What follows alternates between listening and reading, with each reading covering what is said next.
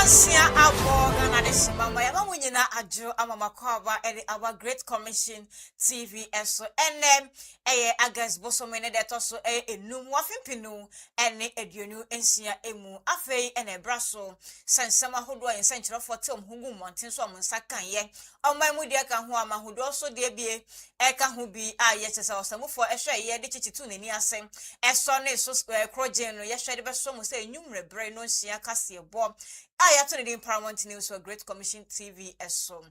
Great Commission TV satellite na yedomu yepo nti bomode an ekwaso scan TV no kosi say won sabeka Great Commission TV e wo ho yen social media handles Facebook, Instagram, TikTok,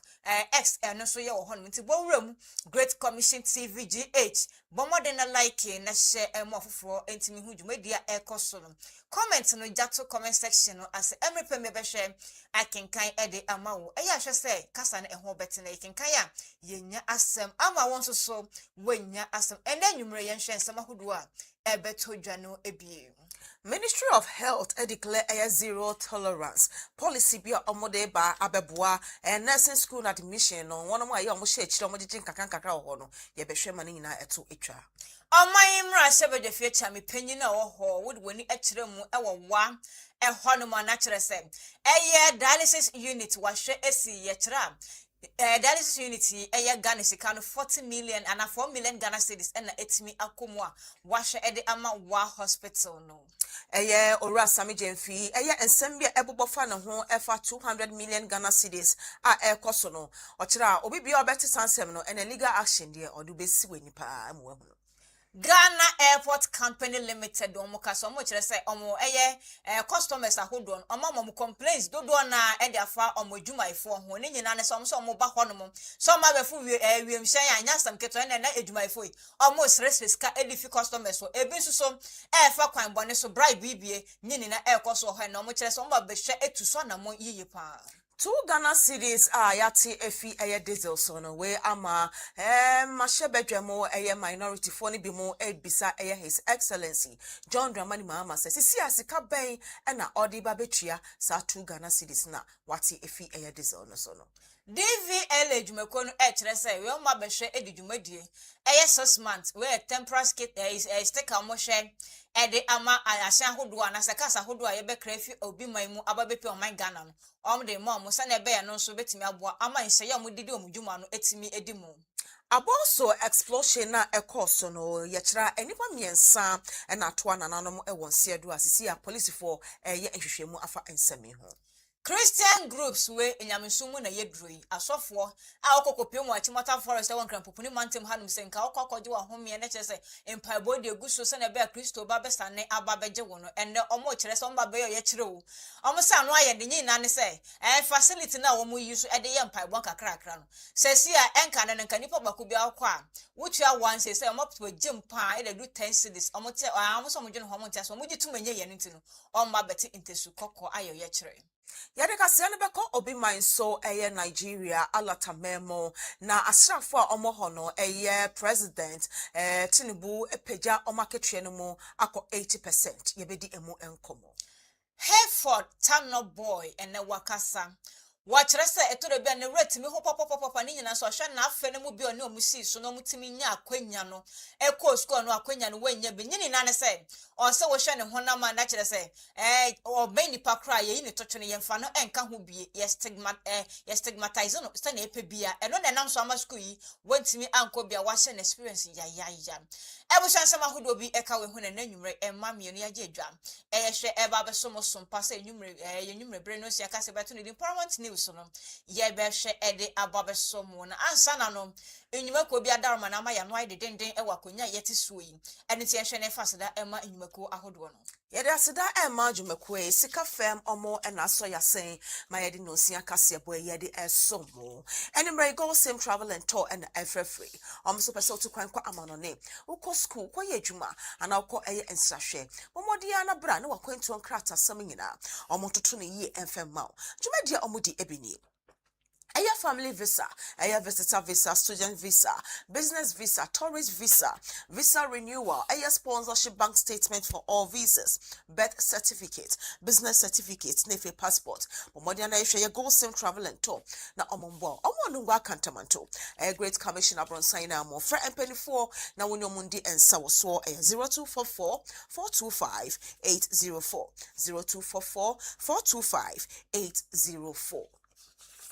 Go Same Ventures Limited shini wo peka ato ana opeka eda ye work and pay. Go Same Ventures Limited sebra na omo ma obi ka papa na kotwi na fa ye adwuma na nya mfaso bebre. Nia wo be work and pay no ba. Bomodi ansa wo benya wo 20,000 Ghana cedis abeto asie. Wo do guarantee by ebehia mo Ghana card. Na if wo do license aka ho.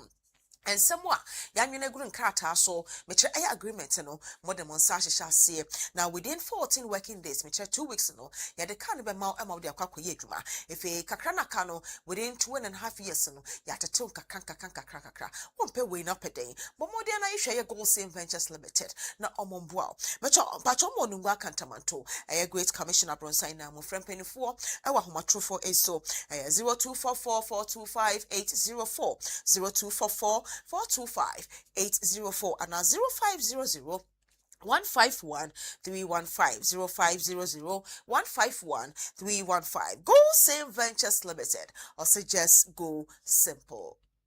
Hola Savior Herbal Center say membi sa say ya debe na odi chinchin wiase mu ha wo de wo so wonya ano pomasibre emma wa pomuden ho ya debe na tete wo na wan na da no kronkro e wo so wo de ne abubu ya de akoma ya de entahye we bi e na etete wo si kire yare na bejaje ne ho egu wo so moja no entimi du mu afrista ni ye sanso na wo sabo anasa wa hrawa no e ho aba hawa na wo sisi e ya na tutu ye popopopopo wo chi bremo no ewo ye be ma prostate enlargement so etete wa baba betena woni jeso o mema yo no so ensisi so ya mesrafo ni echere mo hola Savior Herbal Center esan se ho no ebe your last stop e ho e na obetimi enya waya resa ne nyina so kokopi hola Savior Herbal Center endubi ne ye nananom dubi ne yi e na obehwe e dia sa wo yade ne hia ne sense na odebegu akomehwe di so se no na no pa na nwumra wa hwe ai di so pepe ne timi abo ama opom de ho nsam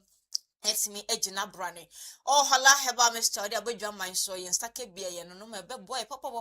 ebe boy be mamoja ne die mu every side ye sanso so no e na immune system no eno no ebetimi abo ho bra ama no ejina brane na kwatia enyarewa ahodo nyina we hala Savior Herbal Center echira kwan e wo ashaman one any access bank no e na eben fra Dr. Hola Nankasa e wo 0240 409991 and I say 0200 6230338 and I say 0576 656 658. Hola Savior Herbal Center and only God can heal you. Ampo say papa iwe ye bro bia de twene se ko afiefie mu a mo fra mpanyifo eno ana obia e de bo ne se ho ebra wo de twa osi wi be ma na ye fita na ja onka ye hwam wo ya twa osi ana na ehu kra ye wonwa wom ne se na wa no ye medi o e ho na wo na so wa yare se den wo nya de enagad medicated toothpaste bi etwi osi ana komodo wo no ye medi e na menya akosha mansan menya ne fried rice bi anka medi o se na we de fida ben ni na enagad anwade we ena garden kwan ena etumi eye apomuden kwan so impanyifo ahwe agya tum se eye eno ti den na wo twen dodo na na we dwaman so ampo se bebre na na balale kwenyi na wom ye boni donko mi adom asiso na so ena garden medicated toothpaste na ewie bre impanyifo ahwe agya tum obia eye so fo ni ekere mu Paramount ene health center ya be go filling station wo osu no wonsabeka bi wo ho Hana store enso so ene Power FM e wo osu ena eben Great Commission Television ha nungwa Kantamanto Body Road ye woni do sopo wo ba ha dodo a perfect ba ko ekosi ne dodo mu no wonsa ebeka bi Farm Global Ventures ene Nas Joint Body Road na edi enhwani mo demo ewo ho fra enagad medicated toothpaste impanyifo ewo 0244 425 804 0244 425 804 Ebusha ene enwumre emamienu ya yaje empene ababetina egwom ya babhwe asomo osompa ene enwumre abrade ye no sia breka se bayato ne di Paramount News ebabesomo no mi ameka se edi amejeso eye Safatu Mohammed SM for short minimi nyaba Emma kasama for yamansa ebusha ye nyina ensem so ne yentwa ya hosema eye ni botete se ye ba ye de ensem na besomo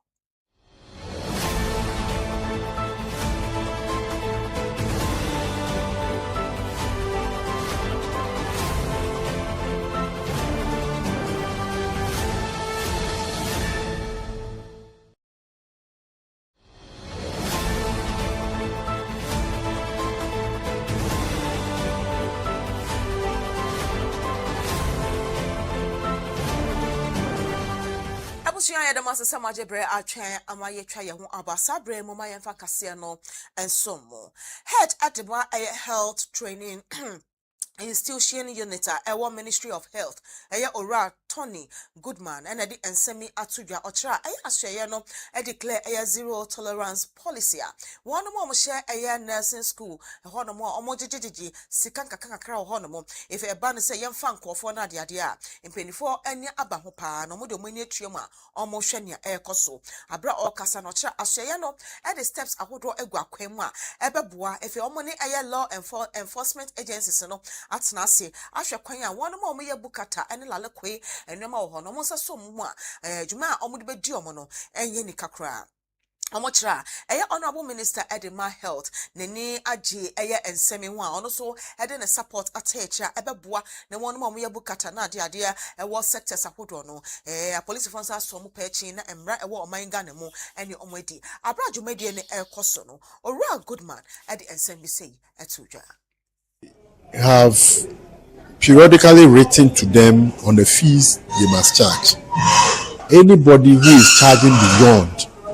we must punish the person. So that person will not even go closer to charging any unapproved fees. When we had institutions admit more than the quota given to them, they have been punished. They've been asked to step aside for further investigation. As I speak, the report is ready and it will be implemented. All of these, we are not doing it because we hate anybody. We are doing it because we must have a standardized system. All of us must agree that this is how much we want to charge a student. This is how many people we want to come into our school. We don't go beyond. Immediately you go beyond, it means that you are not respecting authority. We have how many? Over 100 and something students or nurses in the house. If you don't manage this situation, you're going to have chaotic environment, and that is even a human security already. Once I speak to you about two of these institutions, heads of institutions are home. In Kanchina, NMTC, or Nursing Midwifery Training College is home. The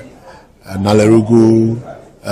principal is also home as I speak to you. We would monitor this academic. Yeah, Tom Sam no so on my Emra Sebeje Fiachi and Penina or Right Honorable Alban Sumana Kingsford Bagbane, Yakase Okopiemu, Upper West, Regional Hospital, no, Ewa, Honmona, naturally say, commission, dialysis unit, yeah, no, some Ghana is cannibal 4 million Ghana cedis, or commission at the Upper West Regional Hospital, and no, Ewa, Honmon. Now, projects, yeah, Wamashe Eddie Hunjumay, Nina, no, Washa Ayon Munyamfui, any a year company, Ejumukui, and Omashe, Akom Hobom, and Edisa Juman, Sustainable Health Education and Interventions Limited, Johnny Tewa Shelled, and now Masha Edisa Jumadi Swan, cause Najumadiano as a Brombo Commission, dialysis unity, Emra Shebe Junior,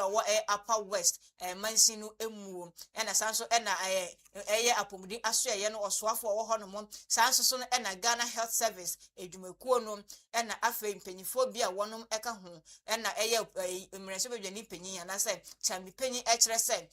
bano pomudi ho sama ya ne da na kuma so ye papa pasa na mampanyi abre bia wo bohu dawro no intina ban we die bana pomudi ho sama mo ntoto na se ye kra no enenam som ama dialysis unity anam so ma ende omutimi commissioner wo kire say sa wo hwe pomudi ho nsam na se kokopie mu wo honom ba no kidney ho yare no ka ne beje sa ode woni akire mu baabi oman bi mu ansa na watimi asa ho yade na soso no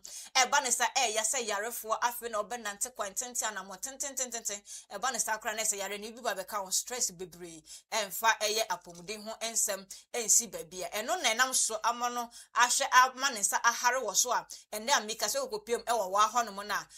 Upper West Regional Hospital and kasom so manya dialysis unity ba be hwe abo amapomde ho ensem etimi ejina ne nan so na afa ne ntama pa efra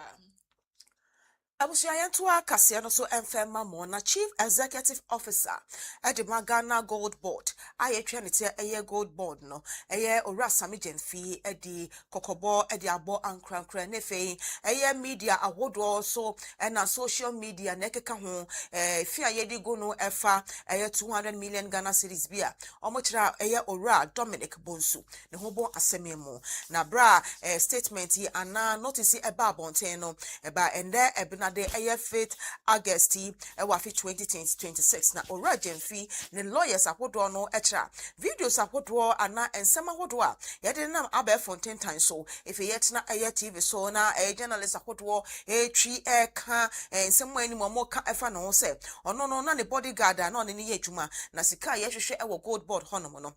and the na 200 million Ghana cedis no ayira ye hu na sasika no akwakopie eye abranti aye boni din eno na oragen fi ni lawyers akodo apa bonti abekasa ensema omokafa eye the client no kra bi anim enti omombo no nyina entungu omusa so ekra writer ekra se obi eye timumuni e wo man Ghana mu obenya ne fa hodi na se wo bo ne ho fia na wo gu ne ho fia na wo gu ne nim ase a wo kwan so de asam ekopie mu court na wo baba yi wa no na edu wona asam no kwa bi anim a ehɔ ne ɛbɛbɔ woka amahusi abɔ woka pa abra ɛyɛ legal notice ɛba abɔnten no owura sami gemfi ɛkyerɛ saa ne pay kra onimi no bodyguard ɛyɛ friend ɛyɛ Dominic Bonsu oni no bebia ɔno a ɔnyɛ adwuma ma no ɔnyɛ ne security officer ɔnyɛ ne agent bia nti ɛyɛ na amanfo de babeto abɔnten sɛ sika emia ɔmo de keka sɛ 200 million Ghana cedis a yɛ hu ɛwɔ gold board hɔ no no abrante ɛyɛ Bonsu ɛni mu bi ɔsɛ nsɛm wo nyina yɛ mbɔntungu na wo abɛtena sɛ na waka na sɛ wago ne ho fi no ene some de kopie mu court dia waso ebeye hye papa. Ghana Airport Company Limited omo chesomba bedi dwumadie biya no wo hye papa ne nyina efa omo say a passengers ahodo eba eye wiemhyen gina bia e wo airport ho no mo say omo behwe afu wiemhyen ebien omo say complaints ahodo masom kra ebu ne nyina ne say omo say adwumafo omo eye Ghana Airport Company Limited ho no asresere e na passengers bedu ho no mo abromoni abrom aso aye hye ehwe nim so metukwan na yesresere musika na adwumafo e wo ho no no e nam koti kwan so ebi okra mu ofie so na amaka chan me na me adwuma airport company hon me metimi anam kwan bi so ahwe ama wotu kwan ifi man Ghana akopie e wo amahodo so na mo na seska no kwan so gisika e de fi adehye hon nti o se complaints we nyina o nsa akekan na and then wabra parliamentary select committee on transport and the managing director Chester the Ghana Airport Company Limited no abra parliamentary select committee ekokopie mu ho mo kwa aprobo omo hwe na ekoso grounds ena ma me Yvonne a free year opare edit to just say sanyama no omo so esanse omo ntena ho ema nipa bako mienu miensa bi ema mbese omudwumedi a wono mu edi eba ne say siden na akọ haraze customer na se passenger waba eba befo ehyen se afina oba be sere ska into obo chere say ntwe ye current safo no ma be hwa mamra no ene wono mu edi na abra madam Yvonne opare ekasa no ensama hodo a wakaka we hu no yentie. It's a systemic problem that we are trying to eradicate. What we are asking the general public to do is to support us by reporting. There are multiple agencies that work in the airport. There is the Ghana Immigration Service, there's the Ghana Police Service, there's plant quarantine, there's port health, there's customs, there are ground handlers, Ghana Airport staff, and so there are multiple agencies that work in the airport and in the terminals. Unfortunately, the general public cannot decipher which person belongs to which agency. So oftentimes it is all lumped up that it is a Ghana airport issue. What we're asking the general public to do is to indicate or find out, if you are asked for any tips or if you are required to give any tip, find out which agency the person belongs to, where does the person work, which agency. Also get the person's name. Normally the people working in the terminal will have an ID card, and the ID cards have the section or the agency that they work for. So try and capture the ID card of the person. and report. We are going to put out a hotline that you can report these instances to. We are also asking that the New Patriotic Party aye Trinity aye NPP amanyo kuono ene ejinchemu afa aye 2 Ghana cedis aye sika His Excellency John Dramani Mahama ate efi aye diesel sono omuchemu asisi a mampani this one na what so no taxes be and watechi egu nchen and levies be na wagege a wo de ba betria sasike ana wo de ba beboa se na 2 Ghana cedis a wate fi diesel so Ghana for ehun be ha omo na ranking member e Parliament Energy Committee Honorable George Kwame Abuaje edin sembe tudwa abra press briefing e call so ende wukwade August 5th e NPP omo headquarters e Enkran Popone Mantemu na some obubisa ne say mampani enkyere ekwan a obenye sika na odi abuana 2 Ghana cedis na watie fi diesel per liter no so no ombenya sika edetria na ye no mo so ekoto fuel na ade ne ho badwodwo yen odi nsemi tudwa owura Abuaje say enokai. Yes. Third, that's 2026. Goil posted petrol at 15 cedis 99 pesos per liter and diesel at 19 cedis 26 pesos per liter. In January 2025, petrol sold at around 15 cedis 13 pesos per liter and diesel at around 15 cedis 49 pesos per liter. Over that same period, the cedi strengthened from about 14 cedis 70 pesos to about 11 cedis 67 pesos to the dollar. Yet petrol today is about 5.7% higher than in January 2025, and diesel is about 24.3% higher. Even if the full 2 cedis reduction is passed through to the pump, diesel will still stand about 11.4% above its January 2025 level. So let us be accurate about what this intervention is. It cushions part of the increase that has already happened. It does not reverse it, and it does not return households and businesses to where they stood 18 months ago. This relief cannot be assessed in isolation. On June 3rd, 2025, at 10 minutes past 11 at night, the government used a certificate of urgency to pass the Energy Sector Levies Amendment Bill 2025, imposing an additional 1 cedi on every liter of petroleum products. Our members of parliament opposed it and walked out of the chamber. The Minister of Finance assured Ghanaians that a strong cedi will neutralize the impact so that consumers will not pay extra at the pump. He promised that the projected 5.7 Driver and Vehicle Licensing Authority, ye trying to our DVLA. They say I make so much as a casa holder be imported e dia bo man Ghana for frono. Na che so mom e sticker and no ebenya eye bo so many insiam betimi e dia di omudwuma. Ne nyina ne se wo hwe om smart number plate omode aba na afen so no. Exa e kan hye ya omo hwe sana na se process omo fa so e dia licensing e de ma e casa hodo a e wo on man Ghana emu. Omo say ne te omo se gina ewe no e kwa befa so na yes say e ba no e ka ye be register ni ade na no ebetimi akoso afen so mra na e wo hono ebetimi edimu na ama adehye no anasa hyenkafo no so ebetimi ahye say homra no ombehwe ediso ama bibia akonanim na ene wabra eye omo ne sentrofo edi enkomo eye ene dey ene opanyi kwankyerefo ya wada DVLA edwumako no ano eye Julius ni Ekote wakasa na wachere se sa sticker wi no emfie eye ana so hwe abosome insia pepepe e na kire se e ba behwe edi dwuma na timi aboa ama bibia no information ni ade na mfa mpo se ende e na mokra eba o man Ghana na so no asa na mode e sticker no be ma na se information bibia no egu omo akasa omo machines ahodo so on betra ke na se bibia na dwumadi akase no ebedi no ne nyina omoni etuomu na timi aboa ama eye ka ho registration so etimi egina ne nan so na abra eye ehun komodidi ekoso owura Julius ni Ekote edi ehun enkomo no sei na wode etudwa. Always written beneath or below the license plate. Then the number arrangement, how you would understand it.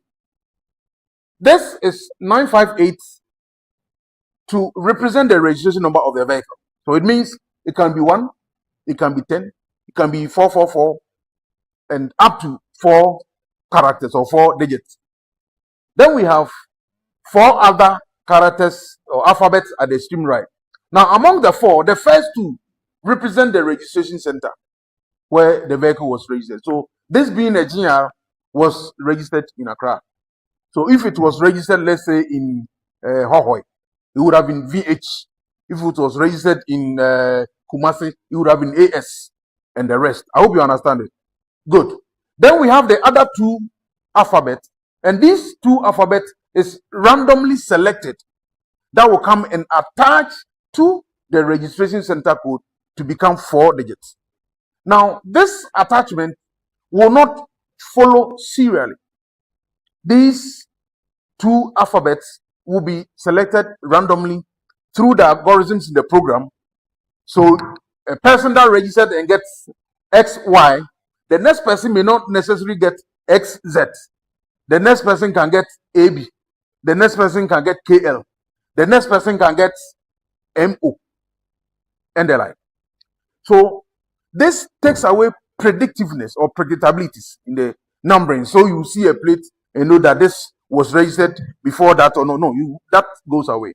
So now the desire engraved to have a new number doesn't exist. Because even if I register my card today, the alphabet I get, the next person that registers the following year may have just the alphabet after mine, or even alphabet in earlier arrangements in alphabet arrangement than mine. So there wouldn't be any need to now wait and come and form a queue in our offices where most of you come every January to come and look for news. You wouldn't have that any longer. Then our offices will now be quite free in the early parts of the year. Now, let's go to some sample plates we are going to have. But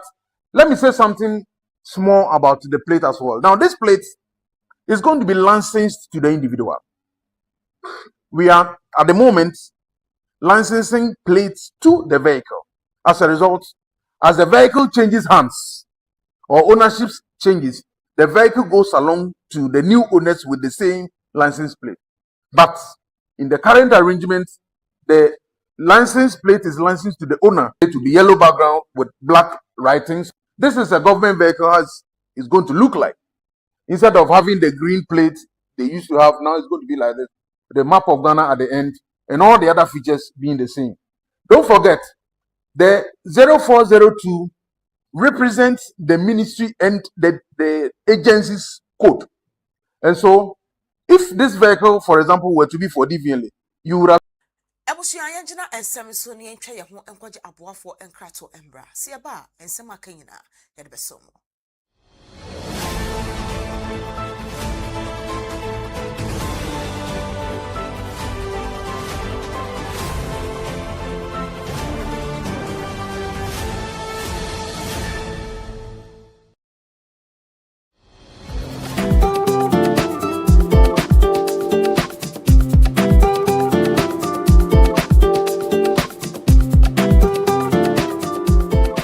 Abusia for ya mu bibia kwaba e de ba Pensan Company Limited so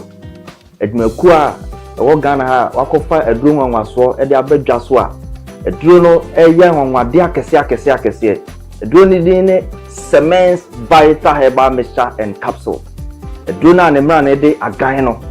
udnam na oti agan a eduro yi e na mebe kanfo de amagana ni bia na se bibini bia se obenya bie na won so anonom na etimi aboa no sa eduro nwanwaso a ye ka ho asemi Semens Vital Herbal Mixture and the capsules no eye eduro a ye aduma wontini mu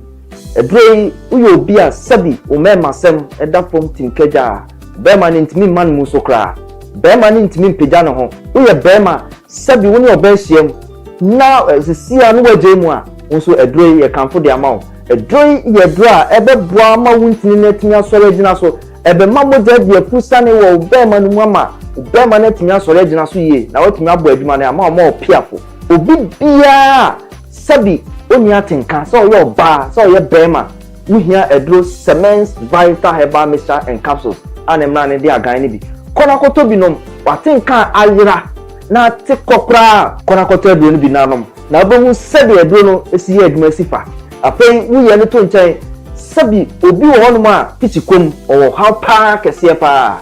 so yo ba na wo kom fitire na se wo menses na ma bayi a edro ebeboa eye cement vital herbal mixture kona koto edro ne binom be ma wo fichiko no bibia ye kama de amount afei so wote yaw wo fichiko mu a edro ebeboa eye cement vital herbal mixture and capsules afei so obi won ma sabi wa ko jane nan no na moja di etire we oba na otisa de bia hu moja no tie ni ye pa se moja no ye gon bright red we no ka se bright red a na se do betima abo ma moja ni nyina to atwa e de ama okra afei so obi so a sabi ne to ase twetwe no we ni kan se sciatica wo sciatica edure betima abo ama yawo ne twetwe na wo ni nyina etimi ate akokra no e ye agan cement vital herbal mixture and capsules eduro no eye adwuma wontini mu na enuane no bi wo eduro wo mu a eboa pa ye fen nitric oxide say nitric oxide no wunya eba oni padua a enti bi emu asi enti na akantare ba bebiem ba be huru ntini ama ntini metuma da wo moja etuma de apusane usisi ena ya ye neurotransmitters a sonifri adwen no ho ena eba eno na se obi te jawa na se okọ pains bi mu a na sa neurotransmitter no etimi aba beboa ama pain na se yaw no etimi akofom edrei ewo nyane no bi wo mu a etimi release neurotransmitter ye fe no endorphin na sa endorphin ne ba se usisi ena yaw jaw na wote no ewo usisi mu no edrei eba be stop ni nyina yisu dopamine na be yi yaw ni nyina firi ho ko e de amount enti so sisi ya edre wo so num eya agan cement vital herbal mixture and capsules edre age award yenim de ye kan ho asem no 2022 best waist pain product of the year 2023 edre age award efasisi ya de ho 2024 ye sa hwe ni musa afie di anyim nyina so ye be sa age award no wo ye bema na wo pese unyina so no gina so peme wabla obenu maduro no sima kakra bi ati a frɛ number no a egu screen ase no o frɛ number na ye be no be kasa kama ni ato sedi obesia no maduro no na emi na atumi aboa ama bibia ye kama ma o afei so ba bia benya bi ato no ye di egu screen so memom tie ni ye pa sɛ wo kumase ene ne pattern wo store wo pese o to bi ton a ba bia edi kan PFA pharmacy New Road Junction wana PFA pharmacy o stock kese a obenya bi atu honum akwakoton afi Colinac ewo Ashtown oni Dani Herba obi nyina wa Ashtown ko ho Fredimens eso okeo ono so be ma obi ato afi so Sambora ewo Cadetia V3 no opposite pe edroi edra eba beboa eyi sa o hawo nyina afi wa kwa ma o enti pe bi akiri kwan to agan a etrese ejan no pebito na enkotote ema na so nya wa ho den pepepe edama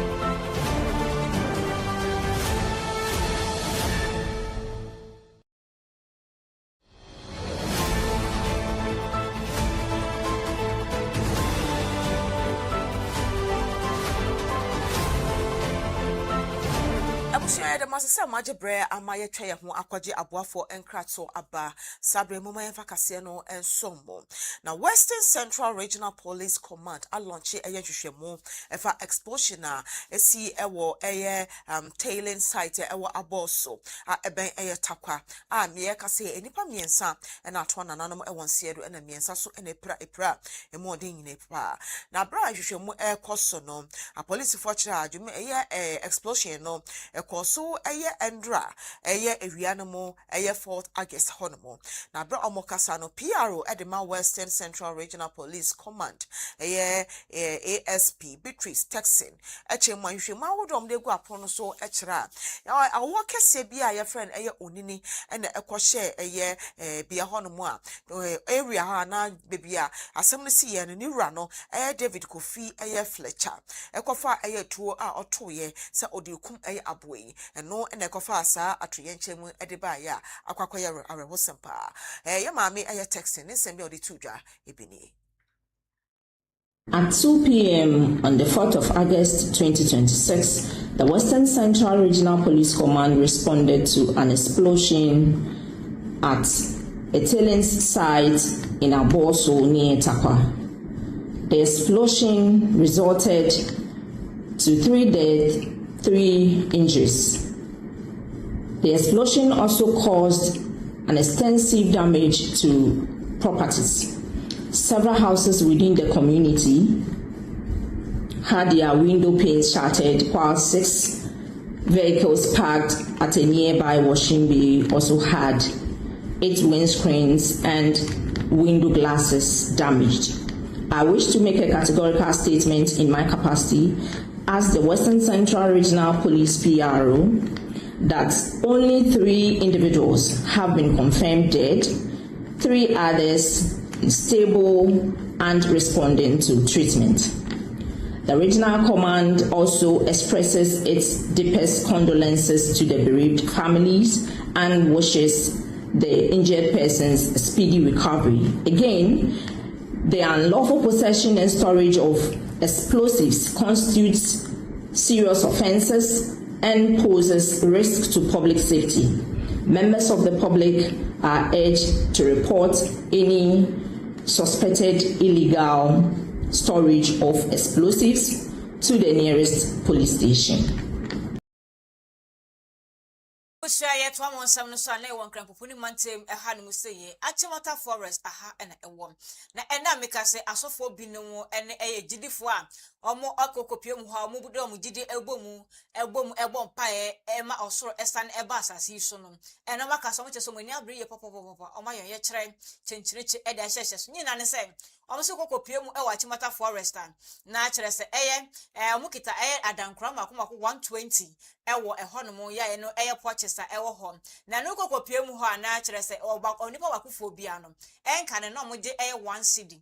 penipa bia no maje 1 cedi na omo so mo akese omo nka bi hyemu prekopem ba ya unya sala na okopem say for sikabra okoi 1 cedi mo se da bia nyi 1 cedi na 10 cedis bia man ho so akodo mo chesa no odi ye papa nti we akola krampo na no so ma baje usika na no so wo betu 5 cedis hono mo chesa da bi anu odi o man ka so mutiri ho ye beyi wonum ayibo na eno na nam so ma nda meka say o ye kire akoso na impo wo mo ede o mato krampo mo jeje eto no kire say nipa no bebre hono mo agidifo no obi fi kwan tenten aba bepi mo Achimota Forest o mo nim say ye dintumu aba nti eba na sa na mo diska na wonum ebrepa na wo de ye nti abra agidifo yi na mo ka omunimu ensam ede afa ne a ekoso e Achimota Forest no eno mintia because nientia mintia ne say ye no oman ye nyina aka ho ene ye boa sane ye ba ye boa ye kwa ye tuga 1 cedi ye ba ye to akonwa so 1 cedi na ye 2 cedi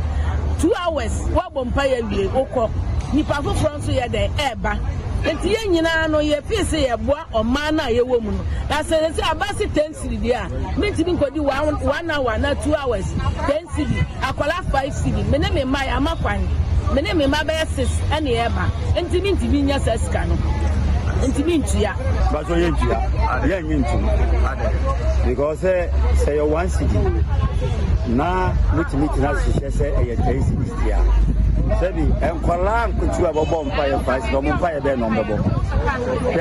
unim meme stimi be gina gate na no 1 cedi o mutimi fira asofo ni aba betu aka mo na sa mema no okọ a uwi asofo no be hwe ni sa enye business ye wo ho de baba esi ye besu egu Nyankopon se wo moa ye wonye ye obi timi ru ada kropa ni wenya breakthrough ti ada na mo ba be bi sha enti enyi ntum enye ejuma yeah we are proud oh me are proud because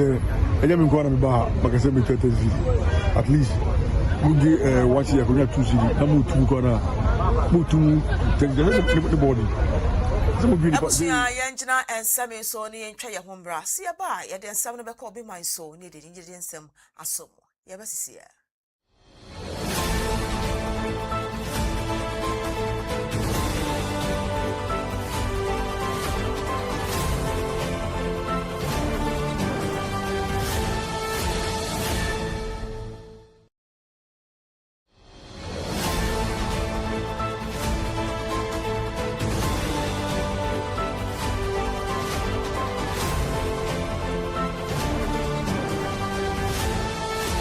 Shine the master samajibre atwen ama ye twa ye ho aba sabre moma ye fasida emajumeku esika fam omo enaso ya sen medical sebo ye de ensomo go same travel and tour na free wakwento nkrata samina omo se momode na fabedan omo na omo mboa se na be ya wokodu wo na wokwakoye adwuma school na wokọ ana eyensrahwa obenya asomodwe atena na wedi dwuma dwumadi omo di ebini eye family visa eye visitor visa student visa business visa tourist visa visa renewal eye sponsorship bank statement for all visas, birth certificate, business certificate, nefi passport. If you go same travel and tour. Na omombo, omonungwa kantamanto Great Commission abonsai namo. Friend 24 na oni omonchu train komo 0244 425 804 0244 425 804. If you go same ventures limited shuni wopeka ato ana wopeka edaya work and pay go same ventures limited say momodia na bra na baji omuka ne bi na fedi dwuma na bibia ayefefefe ka od be work and pay na unyan so benya 20,000 Ghana cedis adiaba wape wa guarantee account na mo Ghana card and wo licenses oda ka wona odiaba if you say mo ayanwene go nkrata so no mo de mo sa hye na mo agi atum na bibia ayefefefe from onungwa kantamanto air Great Commission abonsan na emu from omo awo 0244 425 804 0244 425 804 and 0500 151 315 0500 151 315. Go Same Ventures Limited. Just go simple. Hola Sevia Herbal Center semisa se yade bene how yade bene tete wo yade bene ada no krankro yade bene amayen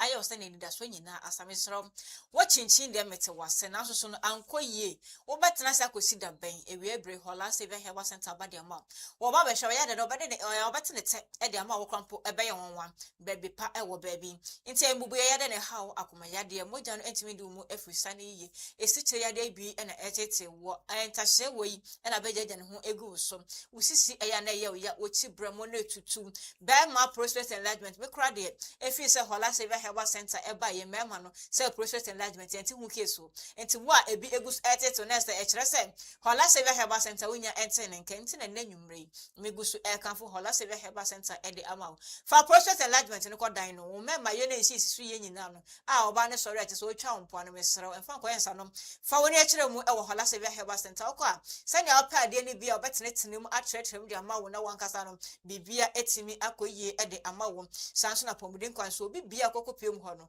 na pomuden ho nsem hwe ema no etimi egina brand Hola Herbal Mr. Abedwaman so ye nya na yensaka bia ye no nomo a ebeboa ye ama ye immune system no etimi egina brand na kwatia enyarewa ahodo sanso na beboa ama moja no edi yemu afrisane yiyin Mo Hola Sevia Herbal Center ichira kwan ewo Ashaman one mo any access bank no ena ben fra Dr. Hola Nankasa ewo 0240409991 and asa 0200623038 ena afen 0576 656 658 Hola Sevia Herbal Center and only God can heal you. And God medicated toothpaste and edusua make for their mouth and pause say we break in mofra if you fear beer mu or mine gana ha impo amonone on mekra edicom and it's then I watch open na don't edasono la lequenu be there na open na the choose say be na it is a wonu na to na open and God medicated toothpaste with the choose say be must na 50 saso sonum and a bow no matter so a bejan case sham na usia na one fefo no almost ra so timi enya kukudo astre ebie na etimi akoso ye ed amamo ho sanso ena kyerɛ sɛ mmea bɛn bɛbɔ si wokɔ hɔ anasa wode w'ani kyerɛ mu hɔ a ɛna guard medicated toothpaste was abetumi akebi for ani kyerɛ mu Paramount ɛne hair center bɛgua filling station no ɛwɔ osu no wokɔ nsa betumi akebi wɔ hɔ Hana store ɛne Power FM ɛwɔ osu ɛna ɛbɛn Great Commission Television ngua Kantamanto Body Road aha na yebutoba dodo apebia wonsa ɛbɛka bi Farm Global Ventures ɛne Nas Joint Body Road ɛna edi ehwɛni mu the mall ɛwɔ ho from panyifo ɛwɔ 0244 425804 0244 425804 Ebusia yɛmfa kaseɛ no ɛnkɔ obi man so.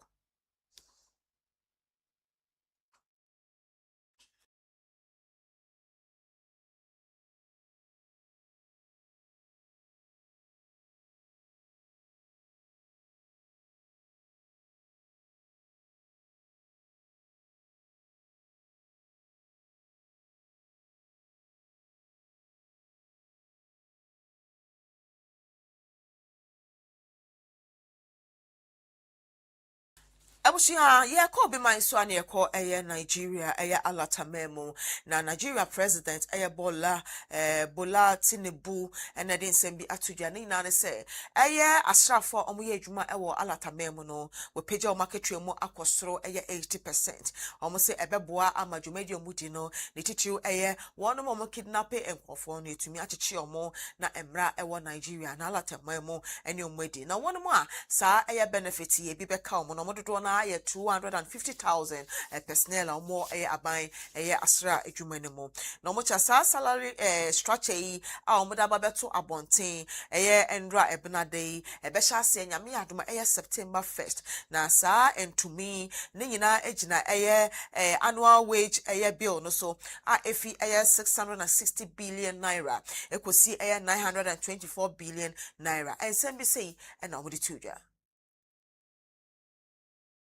Tinubu has approved salary increases of between 30 and 80% for members of the country's armed forces as the government seeks to boost troop morale amid ongoing battles against insurgency, banditry and kidnappings. The new pay structure takes effect on September 1st and will benefit about 250,000 military personnel. Soldiers from the rank of private to staff sergeant will receive the largest increase of 80%, while personnel from warrant officer to colonel will get a 50% rise. Officers above the rank of colonel, including generals, will receive a 30% increase. The salary review will raise the military's annual wage bill from about $485 million to nearly $679 million.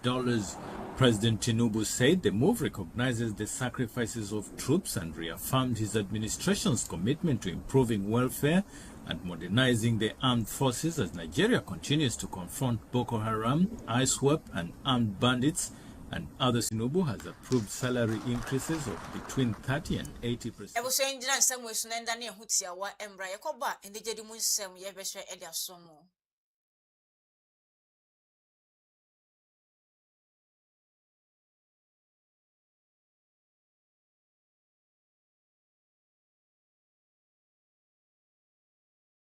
Yeda say some kai ho amatwa ho aba bebe edu no na se nije di munsem ene yehwe ede asomo eno na eye Hereford Tano boy ene ne worker se wo kire se na eye mofra bebrenya akonya eco school na ombe makwan abefie na mo san kwa che se oh omafo akra mo fefefe so woni sa akonya no wanya bio ne nyina se school no de wo hyase bi papa ene na ofo yade na nsoso no o se wo hwese na ne honam tie na eba ne sa no stigma no na dos dodo oben ni nyanum ho kra mo person beben no na mo twetwe mo ho enti sa ena na wo pa kire o se no sa no wono atimi hyedem no wosu sa ebedu baabi na se school no twa na twa se wodi etututu baabi kra ena kire sa o kire se school na nam so ntimi anko oko edu classes pe na o se ni nam na twa ne so no kra ne se wod kodu classes na afede onya Presbyterian school no oba bekwa yes ena kwe na kire se school dada na wo se kodu classes no kona omundi nwa dance papa na chese fa sa letter no anankrata no ebe kire yem omukọ am say yes sign it oman sign am for man ne nam so amande school wantimi anko ewe na bra wo de wo share experience ne ne okomu no yentie eyeta no boy You know, how was life when you were growing? Not assisting to say, what's me call school? School no there, no quiet. No call, no say or nursery. And I'm a choir could do classes. And the classes in I ever call from wine. And you know, yeah, we are Makwana. No teacher, you be cast own fee, never cast them, you say. I'm going to Lucy, not DC Plamelino. I'm a choir. Teachers and headmaster no so on to plan teachers or until may I go a Lucy and never bomb. Dino or can I ablana a school no? Until you school not any no catch them as a master, but seven do school. Dino call Lucy via the badge. Into Hona me call Catale, my father, near quiet. And then Papa, baby, you sky a corn. You go school no. Do. Kwa miku la class no master na se teacher di ba ko se mentana master se ba mentana duana se ndana no ntimetana duana se twana master ba o se ngu fi ngo flem papa mala na me ko em ko flem ba ya asemo kan se o di mi fo wan ho a onye o papa ni na okay o di mi fo wan ho a onye na o ne papa be kan ya tendana o se fo wan ho de o di ho na papa bi sana se dem bon na ma ya fon wan ho onjimi ho o sinye de fon wan ho de onjimi ho ntino ba ya nze ayale fo be school bi wo kumase ba me mala ho na ma fasi no bi am di mi ba school a o ku school a kwa be pim sa mele ya o be ko fon wan ya o se me ba ngo ayale fo be school na tama o ba no adon je wanga ndere so on ba ngo ayale fo be school akwa ko duru fon wan ya o so ngo ayale fo be school na ko ya kan ya nu zende na headmaster ne se da ndi oba sa no e ko alusi headmaster ka chele se so o je me ho a be yina di e ko bona school ka chele me se da bi o ndi me jimi ho bi mani yi nti pledge bi na ko na pledge bi headmaster na say ngo betima afam bai benko headmaster na obone me ye no copy no so ma memfam ko no gina ka sonvam ebusua kasebo no esi aha ena brebe makwan ama ye no nsia bre kasebo ama mienu yeji edwa ehwe de besom osompa say Paramount News no ye de nyine na ebese na ye hwe na di mu akoten no ebi Nedi emu akoten ebe se eya Ministry of Health declare eya zero tolerance policy ebeboa eya nursing school no mo recruitment no wono mo hye ejiji sika wo hono mo no my mra se be dwafie chia me panyin eye onwanya for Kingsport back brain na say I ka say wa okokopiem hospital e ho no eye dialysis unit wa hwe a commission bi fe ya ye say esom Ghana scannable 4 million Ghana cedis sika bia ne nam eye Abel Fontaine time mo efa ora sami jemfi ho eye 200 million Ghana cedis no o say we take legal action afa ho wa beti say wo kana sem say ne eduba kogina emrana no e wo court emo aba bekire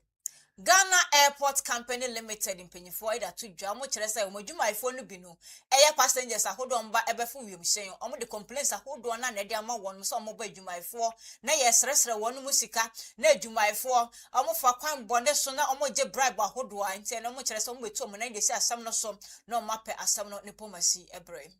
Minority caucus amo mashebedwemo kakra de press briefing na hye so na na efa aya 2 Ghana cedis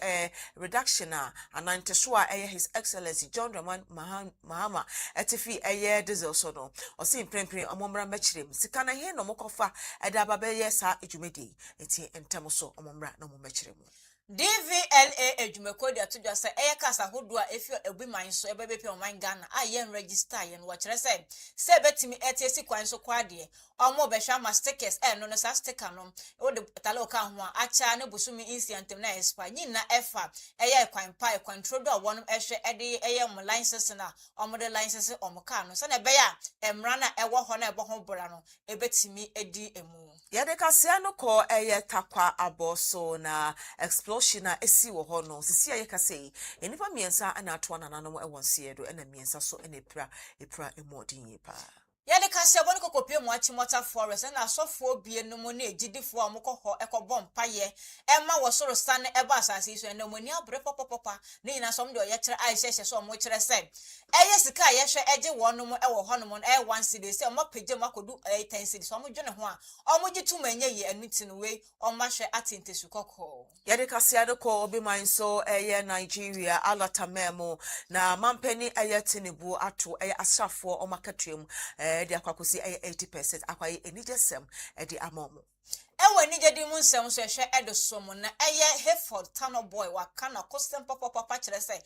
ne mfefo ko school no sanse se na ne honam tienti na wontimi nkobi obe ne mfefo a na mo twetwetwe mo hono eno nam so ma school wontimi ankobi ebusua na nsema hodo bi eka we hu ene emanyumre yehwe edebesom mo se no si abreka se ba to the Paramount News no ewo Great Commission TV esom ye chese videos ahodo ye nya fi sister stations ahodo Joy Prime and afin so Adom TV ye damwase ye papa nyame ensiram producer na lovely lamte aseda enko enfama wo na be de kire Mensa Joyce Mensa onso nyame ensiram Theodora Otis editor ba pe videos ahodo no hwe eso ne so kroje kra emane kama okọ MCR Mr. Andy Grant ene nana ye wo pare amabọ homoden camera Kingsley Janie ono so abon homodi ye papa aseda enko enfama ye managers papa oba ya ohene wasam oba tobo oba so no oba fanta nyame ensiram ejuma ekofa bai